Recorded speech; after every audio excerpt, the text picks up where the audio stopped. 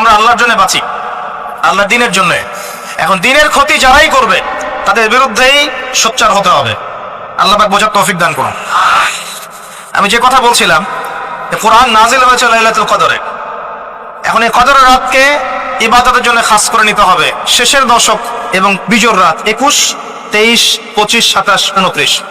বলছিলাম রমাদান মাস এবং লাইলাতুল কদরকে সম্মানিত করা হয়েছে একটা কারণেই, কারণ এই মাসে এই রাতে আল কোরআন নাজিল করা হয়েছে। এটাই কারণ। কোরআন কখন নাজিল হলো? যখন সমাজে সুদ আছে, মদ আছে, জেনা আছে, ব্যভিচার আছে, শিরিক আছে, এরকম সমাজে প্রথম কি নাজিল হলো? পড়ো। প্রথমে নাজিল হয়নি শিরিক করো না, প্রথমে নাজিল হয়নি যে সুদ খেও না, প্রথম আয়াত এটা ছিল না জেনা করো না, প্রথম আয়াত এটাও ছিল না মূর্তি পূজা করো না। হ্যাঁ, প্রথম আয়াত কি? ইকরা, পড়ুন। আল্লাহ পাক বোঝাতে চাচ্ছেন সমাজের জাহিলিয়াতকে দূর করতে হলে লেখাপড়ার কোনো বিকল্প নাই, এবং সেই পড়াশোনাটা হতে হবে আল্লাহর ওহীর আলোকে। যে ওহীটা আল্লাহ পাক নাজিল করেছেন এর বেসিসে আপনাকে পড়াশোনা করতে হবে। এই জ্ঞানটা দিয়ে আপনি সমাজ সংস্কার করতে পারবেন ইনশাআল্লাহ তাআলা। এর সাথে উপকারী জ্ঞানগুলো কি নিব না? অবশ্যই নিব। ওহীর জ্ঞানের সাথে, কোরআন সুন্নাহর জ্ঞানের সাথে আমি ইতিহাসের জ্ঞান নিব, আমি পলিটিক্যাল সায়েন্সের জ্ঞান নিব, আমি দর্শনের জ্ঞান নিব, জিওপলিটিক্সের জ্ঞান নিব, প্রয়োজন আমি সায়েন্সের জ্ঞান নিব, আমি কমার্সের জ্ঞান নিব, আর্টসের জ্ঞান নিব, মেডিকেল সায়েন্স পড়বো, ইঞ্জিনিয়ারিং পড়বো, সবই পড়বো। কিন্তু বেসিকটা কি হবে? কোরআন, সুন্নাহ, ইসলাম। এরপর আপনি ডাক্তার হন, ইঞ্জিনিয়ার হন, পলিটিশিয়ান হন, সামাজিক নেতা হন, প্রশাসনের ক্যাডার হন, আপনার জন্য মোবারকবাদ। আপনি যেখানেই যাবেন সেখানেই বরকত ছড়াবেন ইনশাআল্লাহ। যে পলিটিশিয়ানের ভিতরে তাকওয়া আছে তার দ্বারা দুর্নীতি সম্ভব না। যে প্রশাসনের কর্মকর্তার ভিতরে তাকওয়া আছে সে ঘুষ নিতে পারবে না, দুর্নীতি করতে পারবে না। যে আলেমের ভিতরে তাকওয়া আছে সে দিনকে দুনিয়ার বিনিময়ে বিক্রি করবে না। যে ডক্টরের ভিতরে তাকওয়া আছে সে ডাক্তার হবে, কসাই হবে না। যে ইঞ্জিনিয়ারের ভিতরে তাকওয়া আছে সে দেখবেন সত্যিকারের প্রকৌশলী হবে, সে কিন্তু চোর হবে না। ভিতরটা চেঞ্জ করতে হবে, ভিতরটা, এর নাম তাকওয়া। ভিতরটা চেঞ্জ করবে একটা জিনিস, আল্লাহর ওহী, কোরআন এবং সুন্নাহ, ইসলাম। এটা আপনার ভিতরকে পরিবর্তন করবে। আর আমরা অনেক বড় বড় কথা বলি অনেক সময়, কিন্তু মূল কাজটা হচ্ছে ভিতরটা পরিবর্তন করা। আমাদের সবার সাথে যার যার কলব যাবে, যার যার আমল যাবে। আল্লাহ পাক আমাকে কলার চেপে ধরে বলবেন না যে বাংলাদেশে ইসলামী খেলাফত কায়েম করে আসো নাই কেন, এটা আল্লাহ পাক আমাকে বলবেন না। আল্লাহ পাক বলবেন তোমাকে যে দায়িত্ব দিয়েছিলাম ওই দায়িত্ব ঠিকঠাক মতো পালন করছো কিনা, আল্লাহ পাক এটা বলবেন না। বেসিকে আসেন, নিজের আত্মশুদ্ধি, এটা বেসিক। আলাইকুম আনফুসাকুম, নিজের নফসের খবর নাও, নিজের নফসটাকে পবিত্র করো, নিজের নফসের মধ্যে হিংসা ত্যাগ করো, বিদ্বেষ ত্যাগ করো, অহংকার ত্যাগ করো, রিয়া ত্যাগ করো, দুনিয়ার মোহ ত্যাগ করো।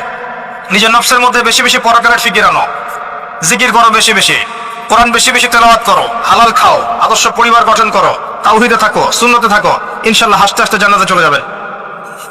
একটা হাদিস আমি পড়েছি ফয়জুল কালাম বইয়ের মধ্যে, গতকালকে মাহফিলে বলেছিলাম, আপনাদেরকে বলছি। মাদ্রাসায় পড়ানোর ক্লাসিক্যাল একটা বই ফয়জুল কালাম, সবাই কিনতে পারেন, হাদিসের বই, চমৎকার কিছু হাদিস আছে। এখানে একটা হাদিস আছে আমাদের জন্য সুসংবাদ। নবী সাল্লাল্লাহু আলাইহি ওয়াসাল্লাম বলছেন, হে সাহাবীরা, তোমরা এমন একটা যুগের মধ্যে বাস করছো যেই যুগে কেউ যদি ইসলামের 10% ছেড়ে দেয় সে ধ্বংস হয়ে যাবে। সাহাবীদেরকে বলছেন তোমরা এমন একটা যুগে বাস করছো এই যুগে ইসলামের 1/10 কেউ ছেড়ে দিলে সে ধ্বংস হয়ে যাবে। কিন্তু তোমাদের পরে এমন একটা যুগ আসবে যেই যুগে মানুষ যদি 1/10 ধরে রাখতে পারে, 10% ধরে রাখতে পারে, তাহলেই নাজাত পেয়ে যাবে ইনশাআল্লাহ। আমরা সে যুগে আছি না? আমাদের চতুর্দিকে ফিতনা নয় কি? আপনার ঘরে ফিতনা, সমাজে ফিতনা, ইকোনমিক্সে ফিতনা, রাষ্ট্রে ফিতনা, বিশ্বে ফিতনা, ধর্মে ফিতনা, সবখানেই ফিতনা, ফাসাদ। আমরা সেই যুগের মধ্যে বাস করছি। আসুন, আল্লাহ পাক কোরআন নাজিল করলেন, প্রথমে পড়তে বললেন। তার মানে আল কোরআন এবং সুন্নাহ এগুলাকে পড়া শিখতে হবে। বড় বড় স্বপ্ন দেখার আগে আমাদেরকে বেসিক ঠিক করতে হবে, পড়াশোনা করতে হবে। আল্লাহ পাক আমাদের যুব সমাজকে পড়াশোনা করার তৌফিক দান করে। রমাদান মাসে এটা নাজিল হয়েছে। আল্লাহ পাক সূরা বাকারায় বলছেন, শাহরু রমাদানাল্লাযী উনজিলা ফীহিল কুরআন। রমাদান সেই মাস যেই মাসে কোরআন নাজিল করা হয়েছে। কি জন্য নাজিল করা হয়েছে? হুদাল লিন-নাস। এই কোরআন হচ্ছে মানব জাতির জন্য হেদায়েত, নট অনলি ফর মুসলিমস। এটা শুধু মুসলিমসদের জন্য হেদায়েত নয়, হুদাল লিন-নাস, পুরো মানব জাতির জন্য হেদায়েত। কোরআনে ইহুদির জন্য হেদায়েত আছে, খ্রিস্টানের জন্য আছে, অমুসলিম হিন্দুদের জন্য আছে, সবার জন্য কোরআন। এটা সাম্প্রদায়িক কোনো কিতাব নয়। এটা টোটালি অসাম্প্রদায়িক একটা বই আল কোরআন, যে কেউ পড়তে পারে। এটা কারো পৈতৃক সম্পত্তি নয় যে একটা শ্রেণীর মানুষই পড়বে বাকিরা পড়বে না, সবাই পড়বে ইনশাআল্লাহ তাআলা। এটা আল্লাহর কিতাব, আল্লাহর কালাম। হুদাল লিন-নাস ওয়া বায়িনাতিন মিনাল হুদা, এটা হচ্ছে সত্য মিথ্যার মানদণ্ড, বায়িনাত সুস্পষ্ট মানদণ্ড। আর কি ওয়াল ফুরকান, প্রমাণ, হুজ্জাত, দলিল। এটা আল্লাহ পাক কোরআন সম্পর্কে বলছেন। আরেকটা জায়গায় চলে যায়, চলেন সূরা নাহল এর 89 নম্বর আয়াতে চলে যান। আল্লাহ পাক বলছেন ওয়া নাযালনা আলাইকাল কিতাব, হে নবী আমি আপনার প্রতি এমন একটা কিতাব নাজিল করেছি, অর্থাৎ আল কোরআন। ওয়া নাযালনা আলাইকাল কিতাব তিবয়ানান লিকুল্লি শাই, যেই কিতাবটা প্রত্যেকটা বিষয়ের ব্যাখ্যা। আপনি কি আমার কথা শুনতে পারলেন? আল্লাহ বলছেন কোরআন প্রত্যেকটা বিষয়ের ব্যাখ্যা।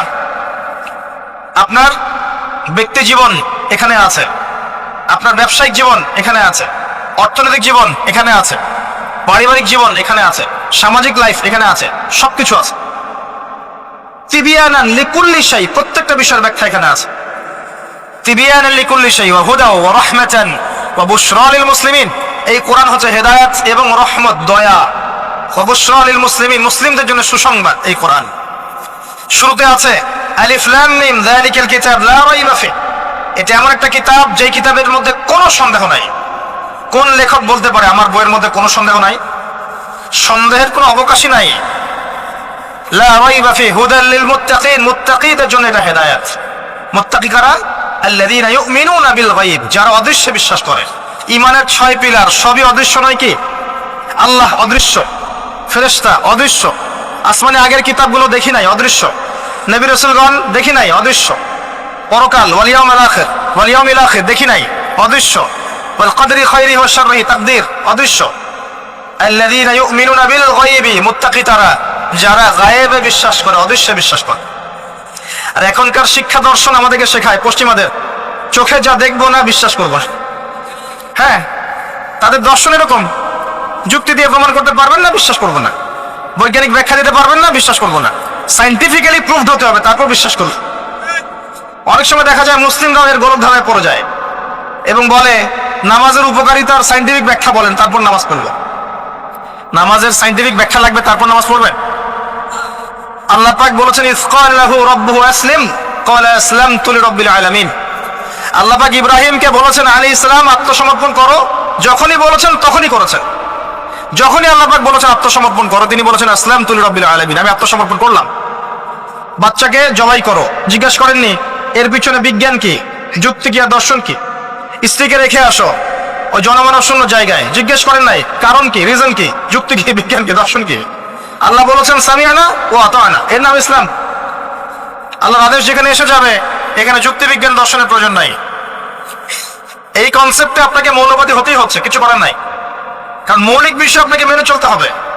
হ্যাঁ, প্রত্যেকটা বিষয়কে আপনি ব্যাখ্যা করতে পারবেন যদি সেই জ্ঞান আপনার কাছে থাকে, কিন্তু যুক্তি বিজ্ঞান দর্শনের সীমাবদ্ধতা আছে, সবকিছুর ব্যাখ্যা করতে পারে না। ভালো করে শিক্ষা দর্শন হজম করে তারপর পড়াশোনা করেন। অন্যথায় আপনারা দাড়ি টুপি নিয়েও অনেক সময় দেখবেন এই যে এটা কি বলে, এথিজমের দিকে যাচ্ছেন, নাস্তিকতার দিকে যাচ্ছেন। আসেন মূল জায়গায় আসি। আল্লাহ রাব্বুল আলামিন কোরআন সম্পর্কে কথা বলছেন, লা রাইবা ফি, এর মধ্যে কোনো সন্দেহ নাই। একই সূরার মধ্যে আল্লাহ পাক বলছেন যে ওয়া ইন কুনতুম ফি রাইবিন মিম্মা নাযালনা আলা আবদিনা ফাতু বিসূরাতিন মিন মিসলি, তোমরা যদি এই কিতাব নিয়ে সন্দেহ করে থাকো যে এই কিতাব আল্লাহর পক্ষ থেকে এসেছে নাকি অন্য কারো পক্ষ থেকে এসেছে, তোমরা যদি এই কিতাব সম্পর্কে সন্দেহ পোষণ করো যেটাকে আল্লাহর পক্ষ থেকে এসেছে না অন্য কারো পক্ষ থেকে এসেছে, তাহলে এর মতো কিছু আয়াত নিয়ে এসে দেখাও, একটা সূরা রচনা করে দেখাও।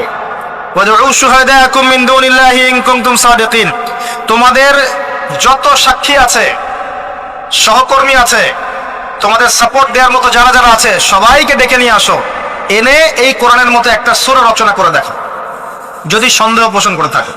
আল্লাহ এর পরে বলছেন ওয়া ইল্লাম তাফআলু, তোমরা যদি এটা করতে না পারো, ওয়া লান তাফআলু, কোশ্চেন কালেও পারবে না। তোমরা যদি এটা করতে না পারো, মানে একটা সূরা রচনা করতে না পারো, এরকম কোন কিতাব রচনা করতে না পারো, একটা আয়াত রচনা করতে না পারো, তাহলে জেনে রাখো ফাত্তাকুন নার আল্লাতী ওয়াকুদুহা আন-নাস ওয়াল হিজারা, সেই আগুনকে ভয় করো যার ইন্ধন হবে মানুষ এবং পাথর। উইদ্দাত লিল কাফিরিন, যা কাফেরদের জন্য প্রস্তুত করা হয়েছে। আল্লাহ পাক এই কোরআনটা নাযিল করেছেন কোন মাসে ভাই? রমাদান মাসে।